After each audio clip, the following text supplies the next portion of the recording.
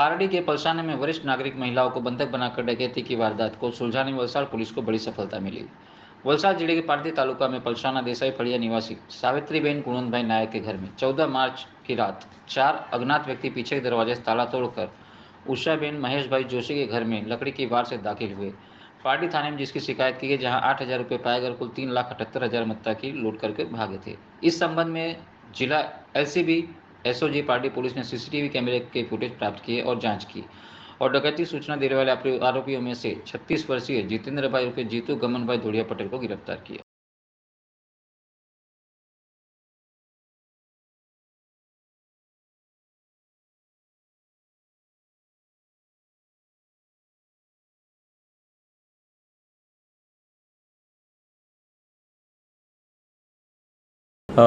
વલસાડ જિલ્લાના પારડી જે police station છે એનું જે પલસાણા ગામ છે એની સીમમાં એક દાદીમાં જે સિનિયર સિટીઝન એકલા રહે છે એમના ઘરમાં 14મી માર્ચ 2024ના રોજ એક લૂંટનો બનાવ બન્યો હતો।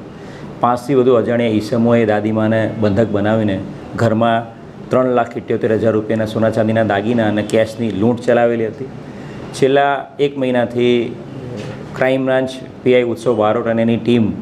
આ ડિટેક્શન પાછળ લાગેલી હતી। તાજેતરમાં જે ડુંગરામાં જે ધાડનો ગુનો દાખલ થયો અને એનું ડિટેક્શન થયું, એમાં જે અમને અમુક જે હ્યુમન ઇન્ટેલિજન્સ આધારે જે ટીપ મળી હતી અને એની સાથે જે અમારું ટેકનિકલ વર્કઆઉટ ચાલુ હતું, એના કારણે આજે પારડીમાં જે લૂંટ થઈ હતી એ ડિટેક્ટ કરવામાં ખૂબ મોટી સફળતા અમારી ક્રાઇમ બ્રાન્ચની ટીમને મળેલી છે। સમગ્ર જે ગુનાને જે શરૂઆત છે એ વિષ્ણુ ધોળિયા પટેલ નામનો પારડીનો એક માણસ છે જે ભૂતકાળમાં સરપંચ પણ રહી ચૂકેલો છે। એની દુકાન ઉપર એને જે ટીપ મળી હતી કે આ દાદીમાં છે, એમણે તાજેતરમાં કોઈ જમીન વેચી છે એટલે એમને પૈસા મળ્યા છે, એ ટીપ એણે બાબુ વજીર પટેલ, જે આપણા ડુંગરાના ધાડના ગુનામાં પણ ટીપ આપનારો અને રેકી કરવામાં સામેલ હતો અને જેણે પોતે એ દાહોદની ગેંગ છે એને બોલાવીને અર્ટિગા ગાડીમાં લૂંટ કરવા માટે, ધાડ પાડવા માટે ઉતારી ગયો હતો ડુંગરામાં, એ જ બાબુ વજીર પટેલને આ વિષ્ણુ પટેલે ટીપ આપી હતી। બાબુ વજીર પટેલે આ ટીપની વાત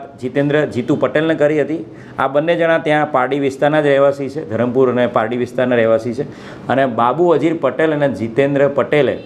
દાહોદથી જે રીતે એમણે ડુંગરામાં ધાડમાં દાહોદથી આરોપીઓ બોલાવ્યા હતા એ રીતે દાહોદની એક આખી ગેંગ બોલાવેલી હતી। એ ગેંગમાં મુખ્ય જે આરોપીઓ છે કાળુ માવી, બાબુ ગુંદિયા, સુનિલ મેડા, જોરસિંગ ઉર્ફે જોરાવર અને હિમસિંગ ઉર્ફે કટલો, આ 5 જણાને એમણે બોલાવેલા હતા। જીતુ જે છે એ એક વાડીએ ભાડેથી રહે છે, એ વાડી પર આ લોકોને રાખવામાં આવ્યા હતા। 2 દિવસ આ લોકો સાથે એ જે દાદીમાનું ઘર છે તે રેકી કરવામાં આવી હતી અને બનાવના દિવસે રાત્રે આ બાબુ પોતે પોતાની અર્ટિગા ગાડીમાં આ 5 આરોપીઓ જે કાળુ માવી, બાબુ ગુંદિયા, સુનિલ મેડા, જોરાવરસિંહ અને હિમસિંગ ઉર્ફે કટલા, આ બધાને ગાડીમાં ઉતારીને આ લોકોને લૂંટ માટે ત્યાં મૂકવા ગયો હતો। આ 5 આરોપીઓમાંથી 3 આરોપી કાળુ, બાબુ અને સુનિલ, એને પકડી પાડવામાં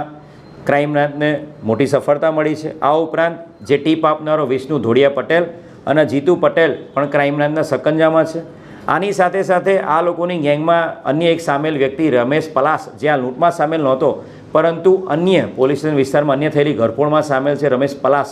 એમ કુલ 6 આરોપીઓને પકડવામાં મોટી સફળતા પોલીસને મળી છે। બાબુ વજીર પટેલ જે છે એ ધાડના ગુનામાં ઓલરેડી અત્યારે જ્યુડિશિયલ કસ્ટડીમાં છે, એનું પણ આ ગુનાના કામે ટ્રાન્સફર વોરંટથી લઈ આવવામાં આવશે।